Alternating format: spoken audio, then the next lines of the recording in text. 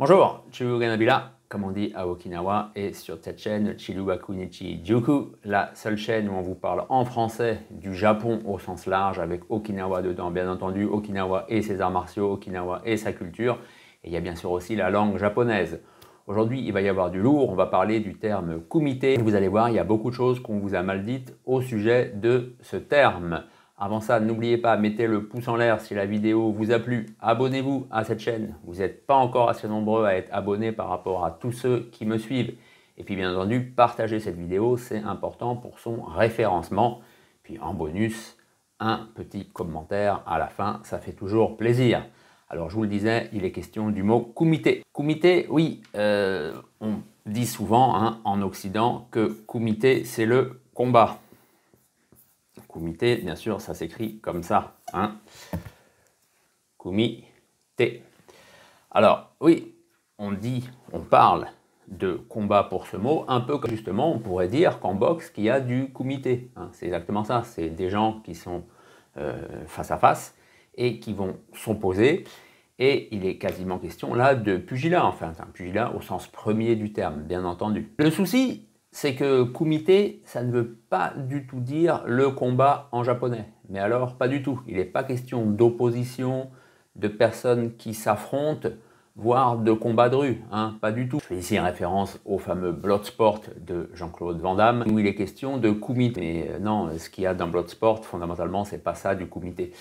Et bien entendu, au Japon, quand il est question justement de ce genre de tournoi, type Bloodsport justement, où il y a plusieurs types d'arts martiaux qui s'affrontent, il n'est jamais question de kumite. Par exemple, là, il y a Ganryu Jima, il y a ça par exemple récemment.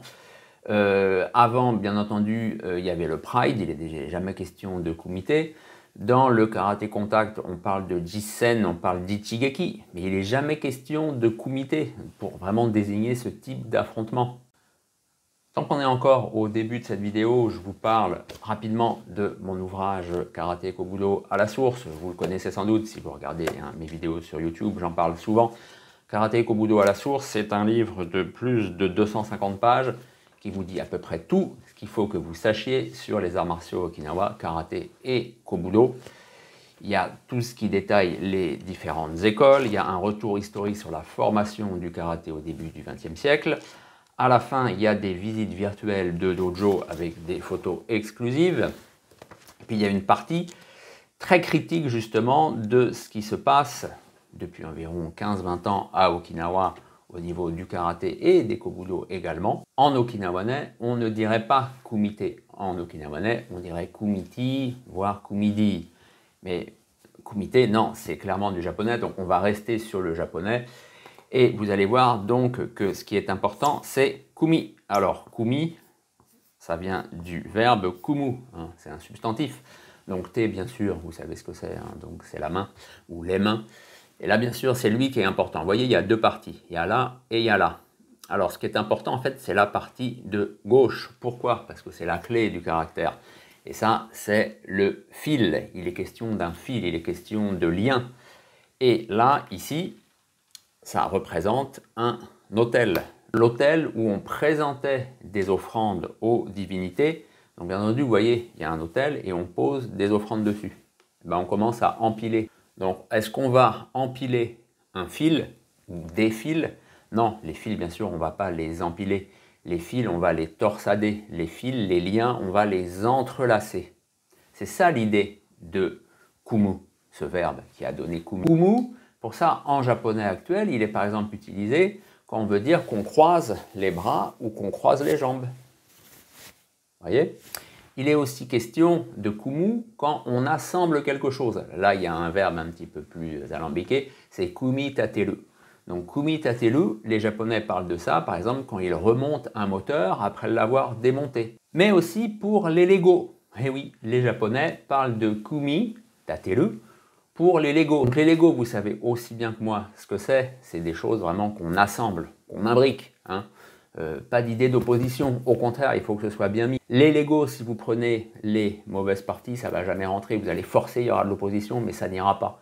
Il n'y a pas l'idée d'opposition, encore une fois, il n'y a pas l'idée d'affrontement avec ce caractère. Pas du tout, au contraire, on imbrique, on entrelace. Je vous disais au début de la vidéo que ce n'est pas un terme en soi okinawanais, hein, puisque bien entendu, en okinawanais, il n'est pas question de kumu quand on parle de ce verbe, mais de kunun. Alors oui, on n'est pas très loin. Mais il y a beaucoup de mots hein, en okinawanais qui sont aussi avec kumi dedans. Hein. Il n'y a pas que kumiti, il y a bien sûr kumi udui par exemple. C'est ces spectacles qui sont proches en fait d'un opéra, hein, les spectacles classiques qui viennent du monde de la cour des Ryukyu. Commencez par conséquent à comprendre que kumite, c'est donc les mains, hein, bien sûr c'est pas une main, c'est les mains, hein, ou les poings comme vous voulez, bref, qui vont en fait se croiser. On est proche de ce qu'il y a dans les arts martiaux chinois, quand on parle de croiser les mains, quand il y a justement un échange entre deux personnes. Hein. Ce n'est pas un combat, on essaye justement de s'améliorer parce qu'on a besoin d'un partenaire à ce moment-là. Il y a l'idée de construction. Eh bien, kumite, c'est ça. C'est vraiment l'idée d'un travail avec une personne en face de soi, qui peut être un adversaire, mais qui est davantage un partenaire dans ce cas-là. Vous voyez, c'est pas du tout se taper dessus, et encore moins le combat de rue, hein, ou le free fight, ou appelez ça comme vous voulez. C'est pour cela, justement, qu'à l'inverse, quand Uechi Kambun, fondateur du karaté Uechi, a justement commencé à enseigner dans les années 20, les années 30 à Wakayama, il ne parlait pas de kumite quand il y avait justement ce combat qui était sans retenue, donc on pourrait dire du combat libre, mais voilà, moi je préfère parler de combat sans retenue. Il n'était pas question du tout de kumite, parce que Kambun, qui était allé en Chine, il savait bien que là, ce qu'il faisait faire à ses élèves, à ses disciples, c'était pas l'idée de kumite, de croiser les mains, de travailler ensemble. Non, là, c'était vraiment l'idée, en effet, ouais, de se taper dessus. C'était vraiment du travail libre. Donc, il ne pouvait pas parler de kumite. Et justement, il parlait de jiyu, hein, jiyu libre, et kobo. Alors, kobo, bah, ko, c'est attaquer, et bo, c'est défense. Donc, attaque, défense, libre. Vous voyez ?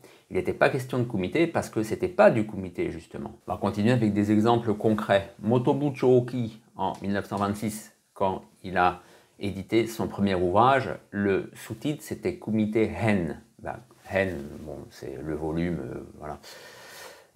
Alors qu'il y a kumite.